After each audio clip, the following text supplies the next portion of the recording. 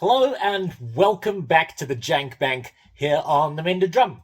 Thank you very much for joining us for week two. Week two, hooray! Big celebrations. We never thought we'd get this far.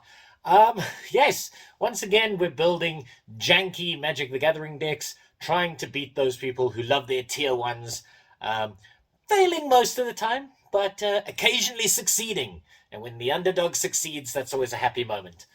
So, what are we doing this week?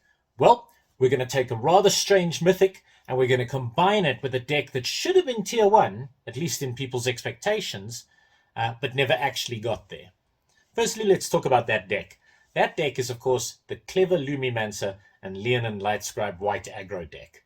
Those two cards seen together immediately got people's brains fizzing, and they started putting them together and trying to work out how these two cards were going to destroy the future of Standard.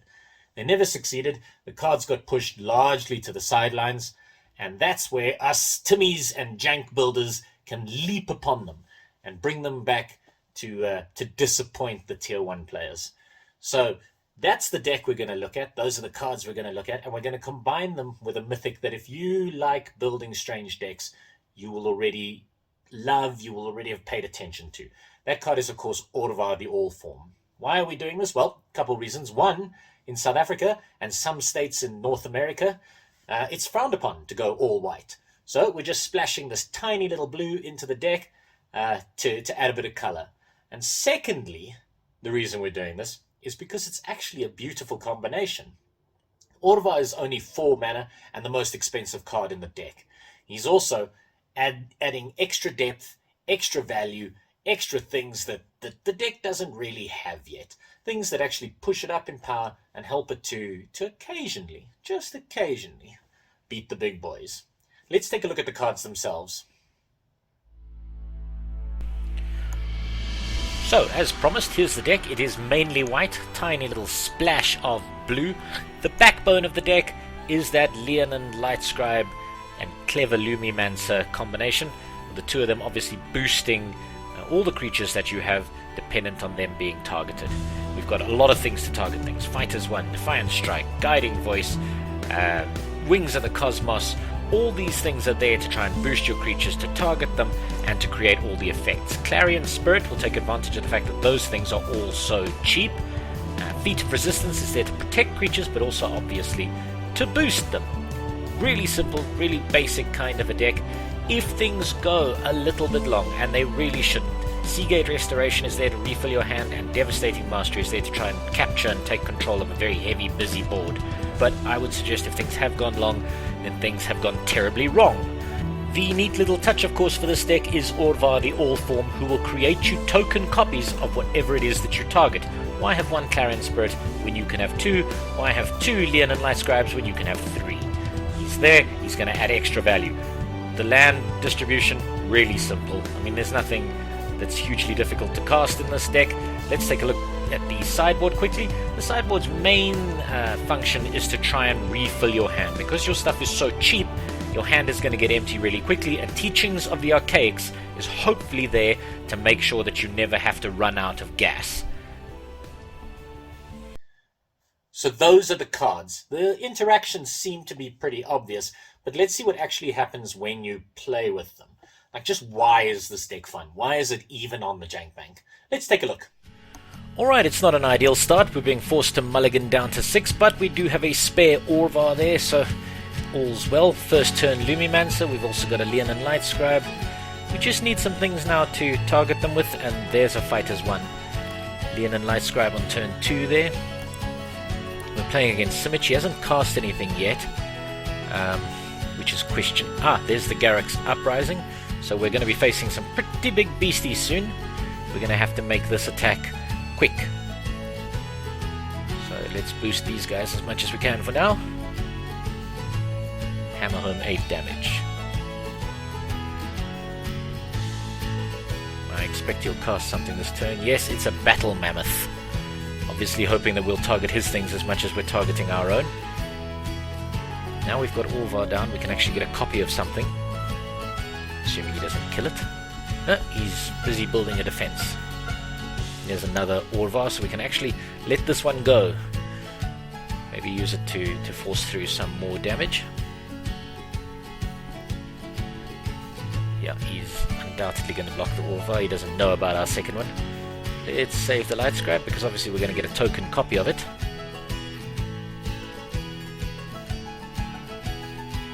Thank you for your sacrifice, Orvar. He's down to 7. Alright, that'll help him find the cards that he needs against us, and with a growing mana base, this is going to get out of hand soon. We're going to have to do something, I think, within the next turn or two, and he takes out one of our Leonin Lightscribes, obviously increasing his chances of winning. There goes our Orvar. Okay, I think we're going to have to get a little bit lucky here. Fly over for the 1 damage. You never know when 1 damage is going to matter. We need to draw some stuff to target our guys. That's what we need. We need it urgently. He returns our token. Okay, well, we've got 1 Wings of the Cosmos. Makes a nice blocking instant, that one. Nobody expects Wings of the Cosmos. Let's hope we can get a second one. That would be ideal, I think. If he does come trundling over here, we can get a couple of Lumimancers to maybe do the defense for us, because obviously we'll generate a new token if we target the first one. And there's Tanazir Quandrex. Yeah, we need some luck.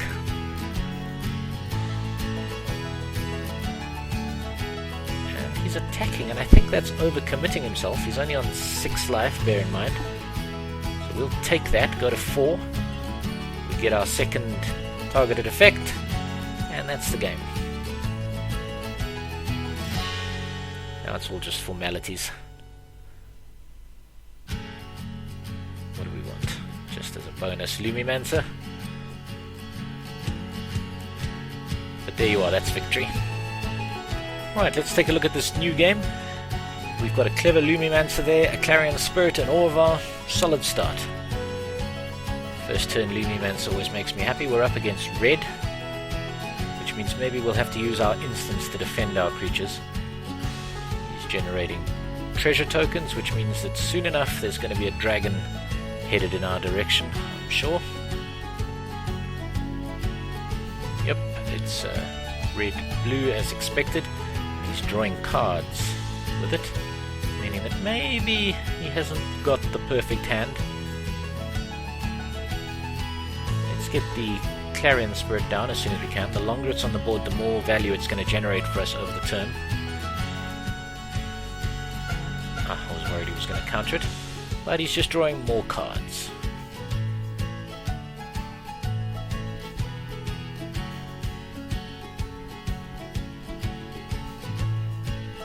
Trying to make up his mind. 4 mana there.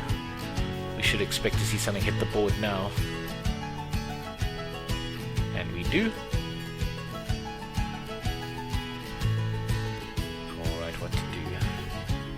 We're not going to draw cards with that. This game isn't going that long, so might as well put it on the board.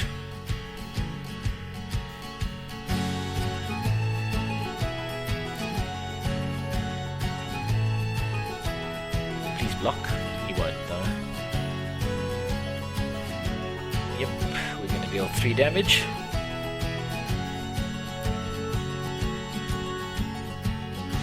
One more land and we're in dragon territory. Here it is. No, instead he's going to play a couple goblins, get some blockers on the board. Again, that's another sign that perhaps the hand isn't as good as it probably should be. Let's get our Orvar down, take advantage, crush the weak.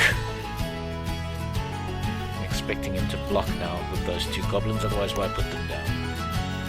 If he does, Orvar on the board means that we can now copy one of our creatures.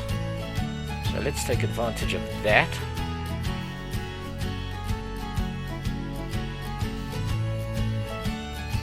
So now we've got 2 Clarion Spirits. So next time if we're lucky enough to cast 2 spells, we'll get 2 spirits.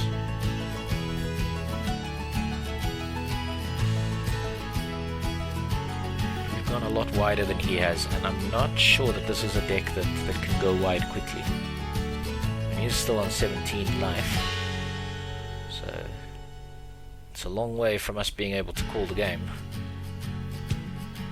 Let's make as sure as we can. Make sure his only blocker can do absolutely nothing. Now, if he can't put down 2, maybe even 3 blockers this turn, we might be able to finish it next turn. Dependent, of course, on what we draw. No, he's had enough. Just his hand never really got going. We got a bit lucky there. Right, 2 Orvars. Again, clever Lumimancer first turn. Nice. And there's our Leonin Lightscribe, so that's just made this an ideal little curve.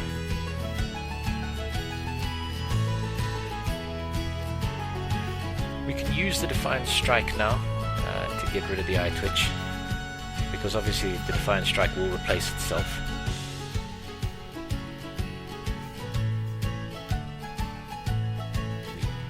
We do not need 2 Orvars, and one of the benefits of Orvars, if your opponent makes you discard him, he gets to copy a creature of yours that's on the board. So you actually gain some nice value out of him without actually having to cast him.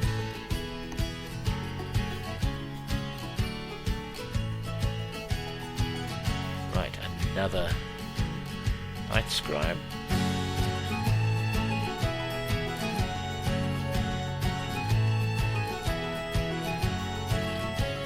I'll be honest, I was expecting 2 blocks there. Alright, he's probably going to sacrifice that disciple there. No, here's an eye twitch, so he'll sacrifice that instead. Does to get rid of one of our Lightscribes. Let's see if we can get some more cards in hand, and we do. Don't want to miss our land drop either.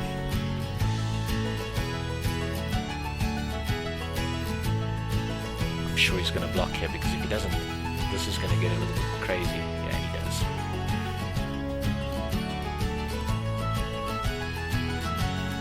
And we're going to get the same effect twice. I'm sure, because he's not going to discard one of our 1-mana fighters ones. Does he know? Does he know that the Orvar will give us an extra Lightscribe? He does not. Twice in one game. Yes, that's a rage quit. That's what you call a rage quit. Alright, new hand. Down to 6 because of a mulligan, but we've got a first turn clever Lumimancer again. There's a Leonin Lightscribe there as well, which we will play now. We're up against green-black.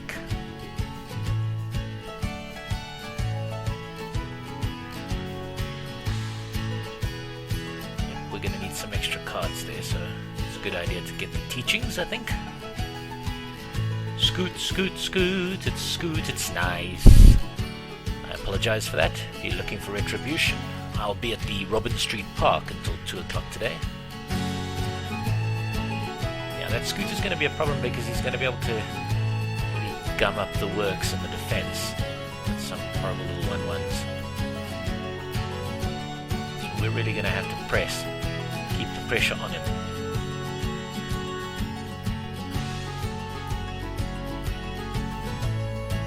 Now, even though he's countered that, we still get the extra bonuses to our creatures. So at least we've gotten something out of that card.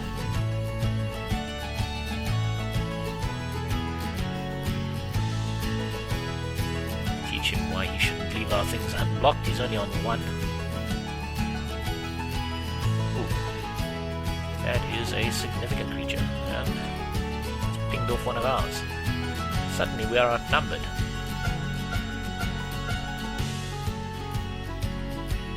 How he blocks here. I think I want to copy the Lightscribe, which effectively means we're sacrificing the Lumimancer, but can't be helped, I'm afraid.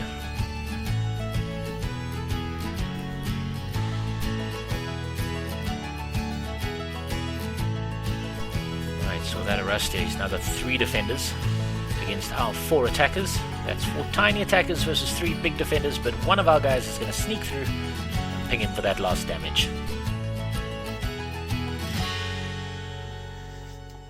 So there it is. That's the deck. Hopefully you enjoyed it. Please click subscribe and ring the bell, and I, like Pavlov's loyal dog, will continue to produce content that hopefully you will continue to enjoy. If you hate it, if you love it, if you've got any advice, how can I improve these decks? How can I make them better? Please just slap your comments in the comment section. See, slap your comments. I'm talking like a real YouTuber now. Just week 2. It's happening. It's starting to happen. We'll catch you guys next week on the Jank Bank.